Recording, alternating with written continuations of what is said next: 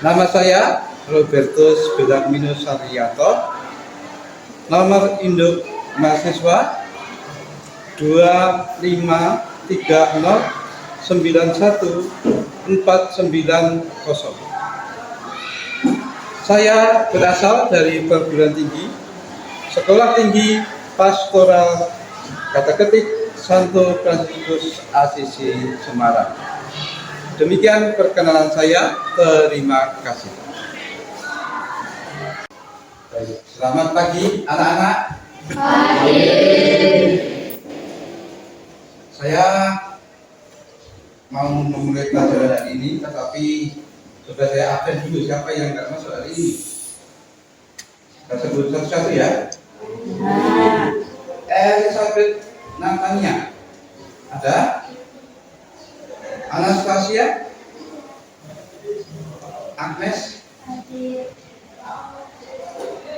Bening, Veronica, Vincentius, Denny, banyak deh. Yoga, Faustinus, Tirta Yuda, Seri, kemarin tidak ada. Baik, anak-anak, sebelum kita memulai pelajaran kita, mari kita awali dengan doa pembukaan. Siapa yang mau memimpin doa pembukaan?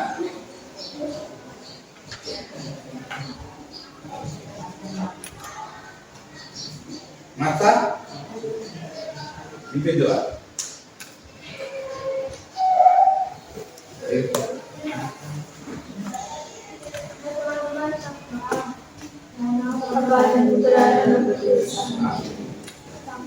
Kami yang baik, kami bersyukur atas kesempatan belajar yang mau berikan kepada kami hari ini. Terangkanlah pikiran kami agar dapat memahami ajaran-Mu dengan jelas. Berikanlah kami ingatan yang kuat dan kemampuan untuk memahaminya dengan baik. Tuntunlah kami agar selalu berada di jalan yang Engkau kehendaki. Semua ini kami mohon melalui pengantaran Kristus Tuhan kami. Amin. Assalamualaikum warahmatullahi wabarakatuh. Terpujilah Engkau di antara wanita dan terpujilah buah tubuhmu Yesus. Karena Maria Bunda Allah, doakanlah kami yang berdosa ini sekarang dan waktu kami mati.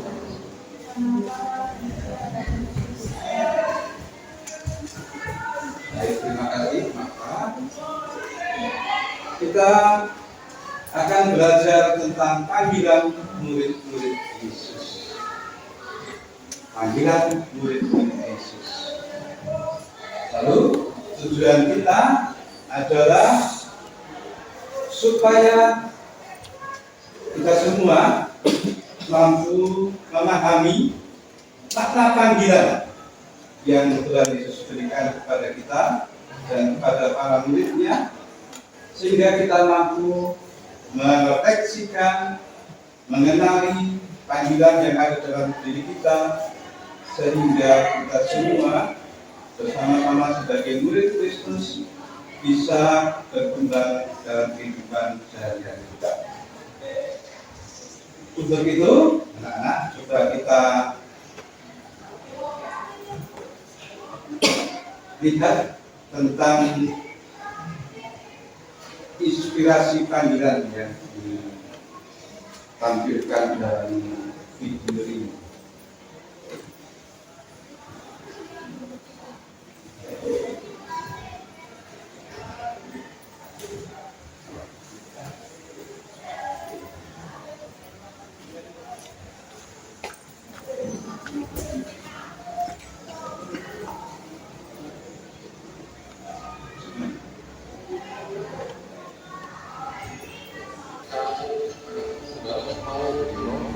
Mimpi aja. Bagaimana dengan nanti kedua orang tua saya? Nanti kalau mereka sakit bagaimana? Nanti kalau mereka tua bagaimana? Dan sebagainya. Ma, Pa, gimana nih? Aku mau jadi seorang imam. Boleh enggak? Perkenalkan, saya Romo Stefanus Devi Kristiawan, atau saya biasa dikenal atau dipanggil dengan nama Romo Pepi. Saya seorang imam Keuskupan Surabaya dan ditabiskan oleh Bapak Uskup Keuskupan Surabaya di tahun 2016. Saya berasal dari paroki Santo Yosef Mojokerto dan saya bertugas sejak ditabiskan hingga saat ini, saya bertugas di Seminari Menengah Santo Vincentius Apaulo Garung, Blitar. Nah, di video kali ini saya ingin menceritakan kepada kalian, men-sharingkan kepada kalian semua bagaimana kisah panggilan saya, terutama saya yang seorang anak tunggal. Sebenarnya pergulatan sebagai seorang anak tunggal itu tidak muncul sejak awal, sejak saya ingin menjadi seorang imam. Awal mulanya sih ya ingin aja gitu masuk di Seminari Menengah dan menjadi seorang imam.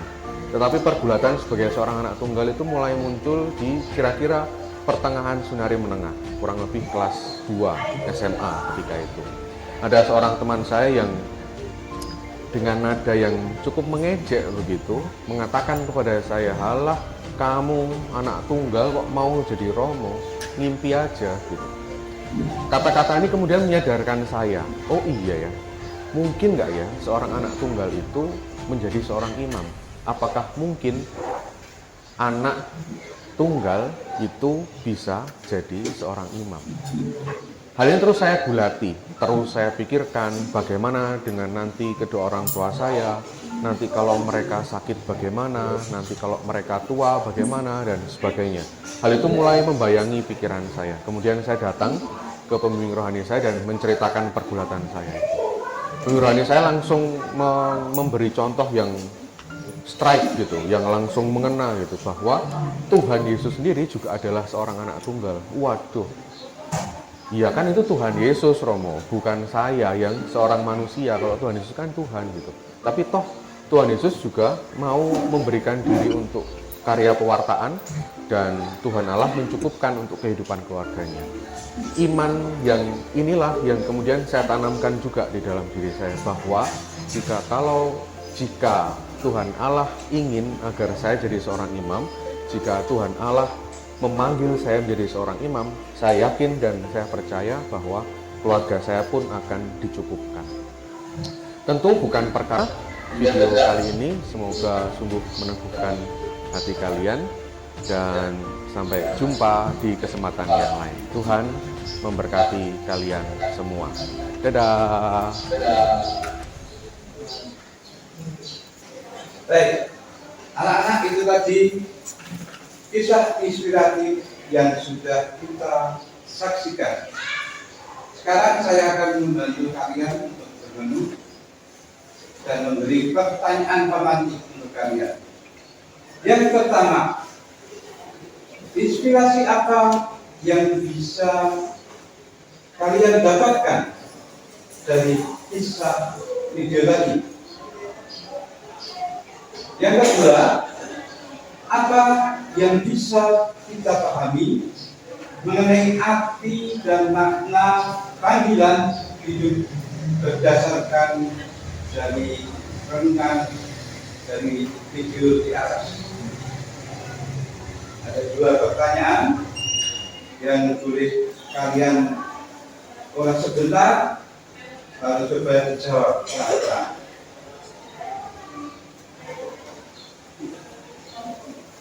Inspirasi apa yang bisa kami dapatkan dari kisah video tadi? Coba, siapa yang bisa menjawab? Angkat tangan. Arya?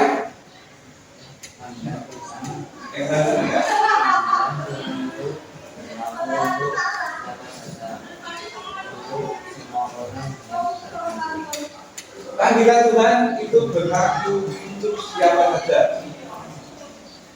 Untuk siapa saja. Tidak hanya untuk anak tunggal, tetapi untuk semua orang yang Dia kasihi. Kita yang dikasihi pasti dipanggil oleh Tuhan untuk datang dan dekat dengan Dia. Pertanyaan yang kedua, apa yang bisa dipahami mengenai arti dan makna panggilan hidup berdasarkan cerita di atas? Siapa yang bisa menjawab? Kira-kira apa? Marta atau Maria? Maria. Mari. Artinya yang saya tahu bahwa panggilan berlaku untuk semua orang. Semuanya dipanggil untuk menjadi murid dan selalu dekat dengan Tuhan. Dan karenanya kita semua harus siap dan berani menanggapi panggilannya sebagai apapun. Ya, itu jawaban dari wakil kalian. Bahwa panggilan itu berarti kita semua dipanggil untuk datang kepada Tuhan. Dan maknanya kita semua harus menanggapi panggilan. Saudara salah satu membacakan dari Lukas bab 5 ayat 1 sampai 11. Yang suaranya keras apa?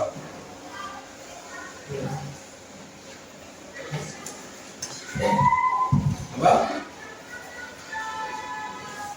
Juga? Benar ya?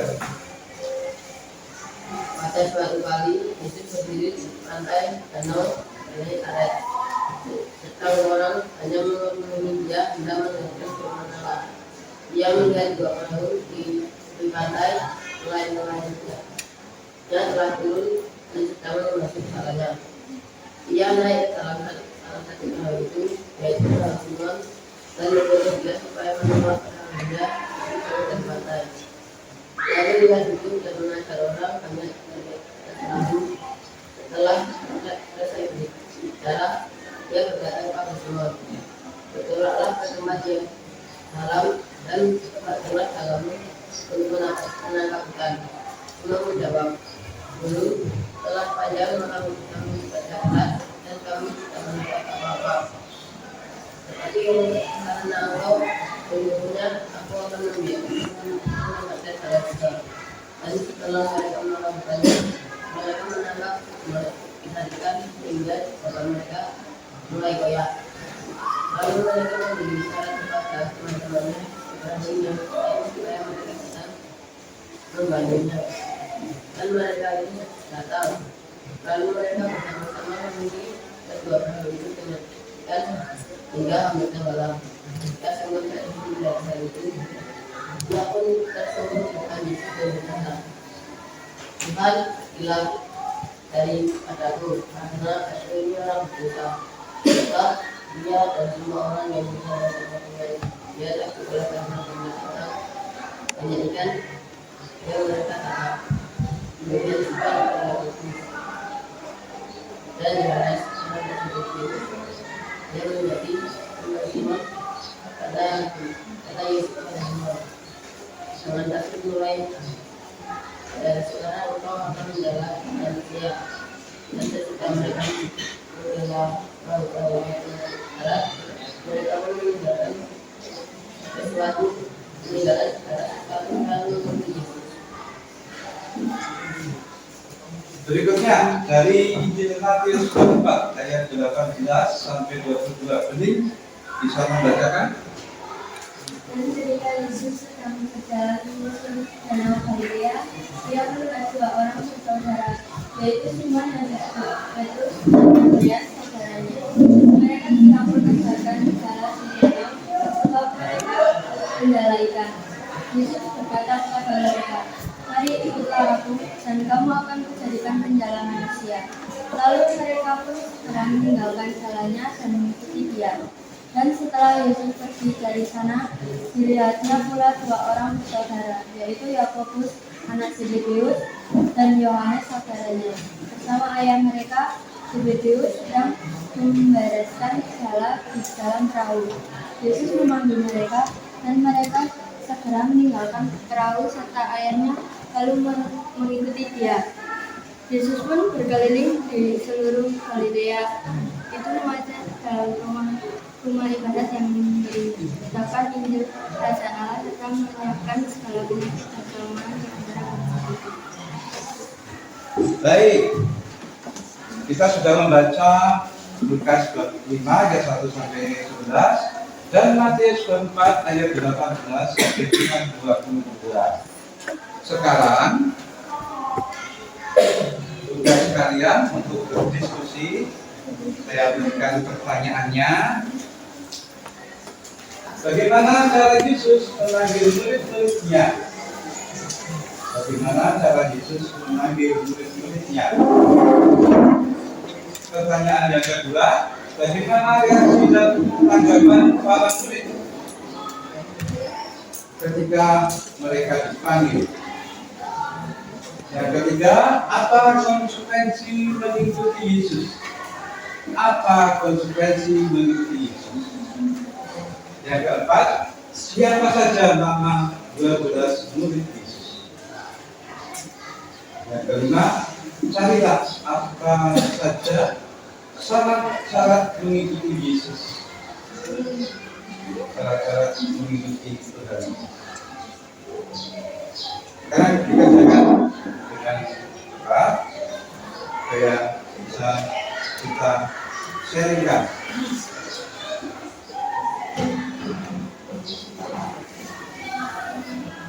Yuk, ambil kertas, kerjakan.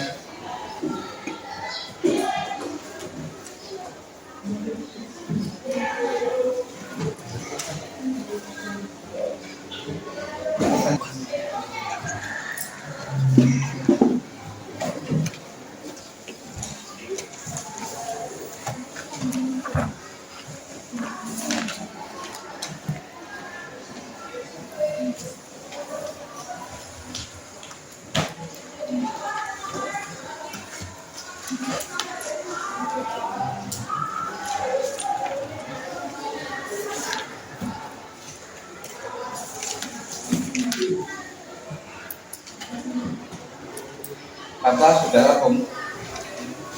Sudah.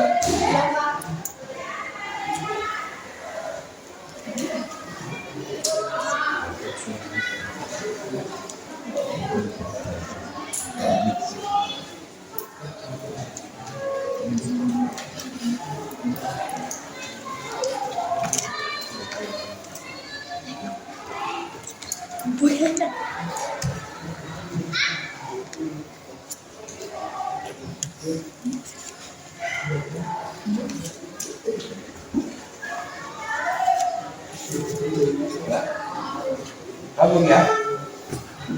Ya.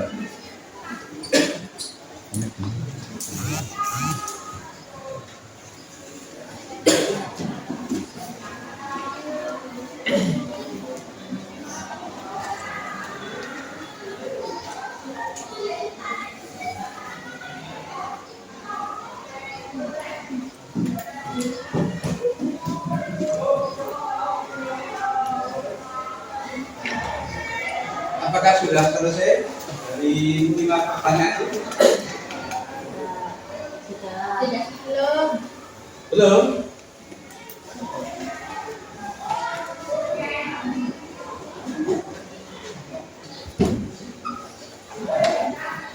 Ya, sudah ya?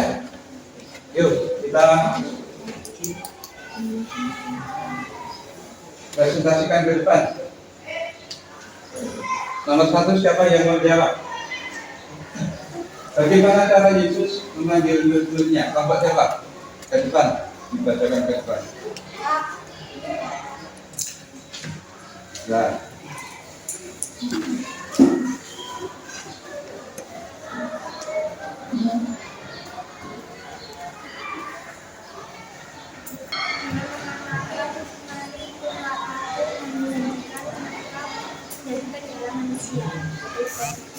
Ya, menjadi dari penjala ikan menjadi penjala manusia. Cara Yesus memanggil itu jawaban dari kelompok Marta dan Agnes. Berikutnya, sudah belum? Pertanyaan yang kedua. Ayo, pertanyaan yang kedua, bagaimana reaksi dan tanggapan para murid Yesus ketika dipanggil? Maria?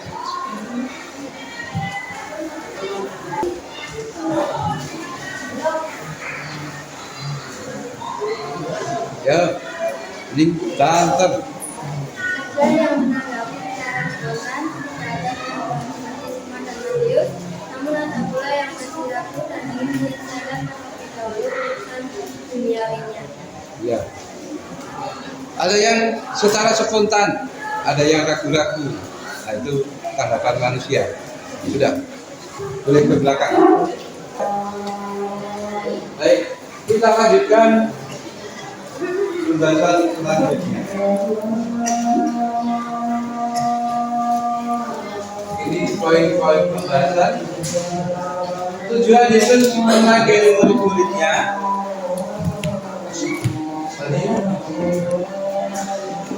Yang pertama, agar kita turut ambil bagian dalam tugas perutusannya, yaitu mengatakan kabar keselamatan dan kerajaan Allah.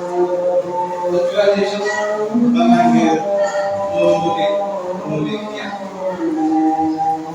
Berikutnya, bagaimana syarat untuk mengikuti Tuhan Yesus? Tadi disebutkan syarat mengikuti Tuhan Yesus adalah harus menyangkal diri, memanggil salib dan memiliki Tuhan. Sikap yang dituntut sebagai murid, sikap yang dituntut sebagai murid apa saja? Apa saja? Itu di depan ada. Mau datang kepada Yesus, Terus? mau melihat apa gimana baktinya, memahami siapakah Yesus dan apa maksud panggilannya. Yang ketiga? Tinggal bersama Yesus supaya dapat menjalin hubungan pribadi secara mendalam dengan Yesus. Singkatnya, syarat atau sikap yang dituntut sebagai murid Yesus, satu, mau datang, mau melihat, dan tinggal bersama Yesus. Mau datang, mau melihat, dan tinggal bersama Yesus. Bagaimana respon kita sebagai murid Yesus?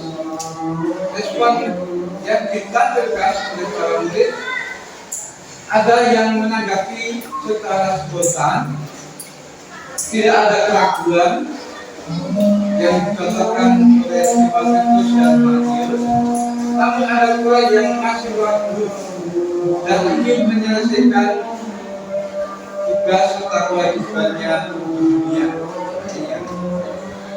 Berikutnya, bagaimana sikap kita ini sebagai refleksi? Bagaimana dengan kita sekarang agar bisa mengenal Yesus? Dengan cara apa supaya kita bisa mengenal Yesus? Coba dibaca dengan keras. Melalui doa dan membaca firman-Nya sehingga bisa mengenal panggilannya. Melalui doa dan membaca firman. Ya, kita mendapatkan atau kita mengenal Tuhan hanya dengan melalui doa dan membaca firman-Nya dalam kitab. Berikutnya, bagaimana dengan kita sekarang agar bisa tinggal bersama Yesus? Caranya tinggal bersama Yesus. Bagaimana kita jawab bersama-sama? Yesus selalu ada dan tinggal di hati kita. Maka kita bisa menyiapkan hati kita sebagai altarnya yang kudus. Maka kita akan selalu jadi satu dengannya. Terus berikutnya, kesimpulan dari pembahasan pelajaran kita hari ini. Yang pertama, kesimpulannya bahwa kita semua atau mereka semua yang dipanggil oleh Tuhan bukanlah orang-orang yang dari kehidupan apa, bukan yang mengalami hidup nyaman, bukan para pejabat, juga bukan para penguasa. Yang dipanggil Tuhan adalah para nelayan, orang-orang pinggiran, orang yang hidupnya sederhana, bahkan cenderung kekurangan, dan orang yang dianggap berdosa. Kesimpulan berikutnya, dalam kisah panggilan murid-muridnya selalu diawali dari Yesus. Tuhan Yesuslah yang memanggil, yang berinisiatif, dan Ia yang pertama menyentuh hati kita. Jadi makna panggilan bagi kita adalah sikap proaktif dari Tuhan. Tuhan yang memanggil kita. Dan Tuhan Yesus terbuka dalam memanggil murid-muridnya. Siapa saja dari kita dipanggil, siapa saja dari kita semua diajak untuk datang kepadanya.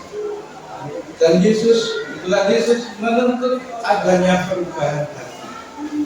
Kita semua harus berubah dengan bertobat. Sehingga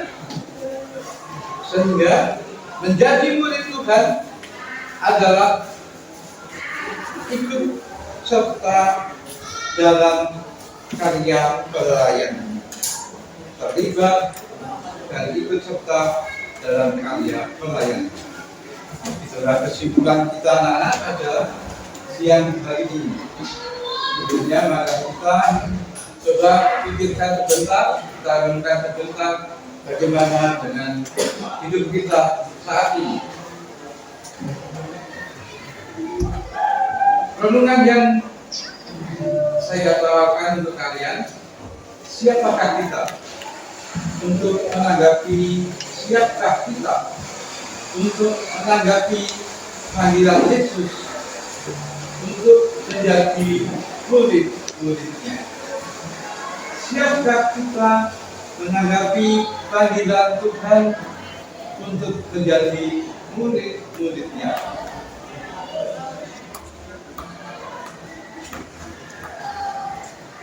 Kita ini kita akhiri pertemuan kita dengan doa penutup.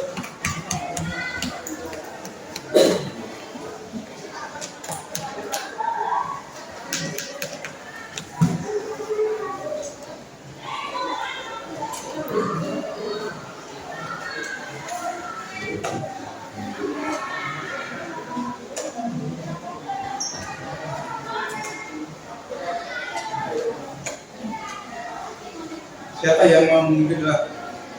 Kita akhiri pertemuan kita.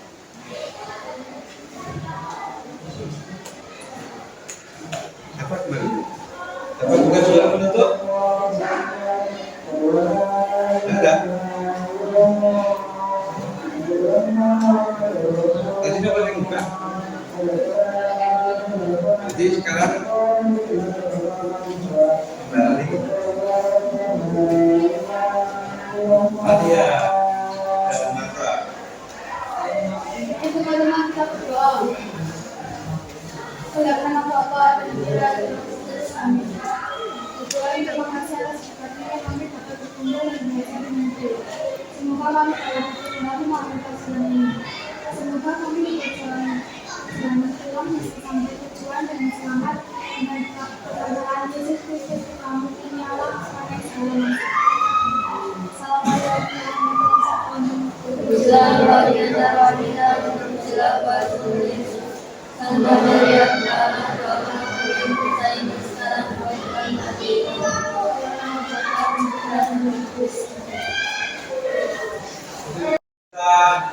ada di bulan Oktober. Kita tentu pertemuan kita dengan menyanyikan lagu untuk Bunda Maria, Ratu Losari. Bisa semua kan? Bisa. Mari kita nyanyi bersama-sama. 1, 2, 3. Ratu Losari, Ratu Terlurus,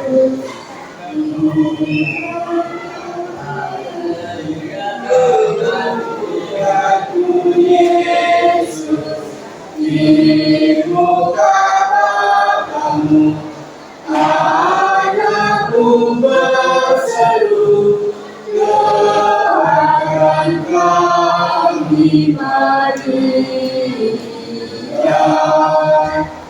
doakan kami Maria. Ratu Losari, Ratu tersuci, kami anakmu berbakti. memuji, nyanyian pujian pada pengharapan, lindungi kami hari yang lindungi kami hari ini. Selamat siang, terima kasih. Ya.